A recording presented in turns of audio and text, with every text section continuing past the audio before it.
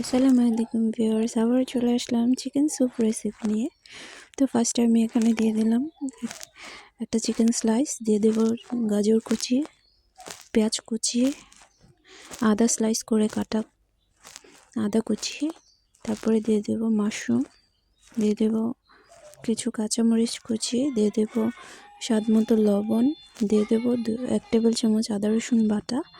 তো এখানে আমি 3 কাপ পানি ইউজ করেছি একটা স্লাইস মুরগির মাংসের জন্য। তো এই তো এখন আমি 2 টেবিল চামচ রান্নার রেগুলার তেল দিয়ে মাংসটা সিদ্ধ হওয়া পর্যন্ত ফুটিয়ে নেব। তো মাংসটা আমার সিদ্ধ হয়ে গেছে, তো মাংসটা আমি নামিয়ে নেব। আর এই তো আমার হয়ে গেল চিকেন স্টক। তো এবার আমি মাংসটা হাড় থেকে আলাদা করে ঝুরো ঝুরো করে কেটে নেব।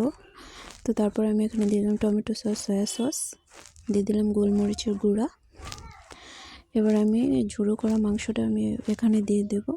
তো ভালোভাবে ফুটিয়ে নেব এবার। তারপর আমি এখানে কর্নফ্লাওয়ার নিয়ে নিয়েছি, কর্নফ্লাওয়ারটা পানি দিয়ে গুলিয়ে তারপরে কর্নফ্লাওয়ারটাও দিয়ে দেব। কর্নফ্লাওয়ারটা দিয়ে টমেটো কুচি দিলাম। এবার একটা ডিম ফেটে নিয়েছি, এবার ডিমটা আস্তে আস্তে দেব আর অনবরত নাড়তে থাকবো, নয়তো ডিমটা জমাট বেঁধে যাবে। একসাথে দিতে যাব না। এই তো আমার স্যুপ হয়ে গেছে। এবার আমি কিছু ধনিয়া পাতা কুচি দিয়ে নামিয়ে নেব। এই তো আমার স্যুপ হয়ে গেছে। তো এই তো আমার স্যুপের ফাইনাল লুক। ভালো লাগলে লাইক কমেন্ট শেয়ার করবেন। খুদা হাফেজ।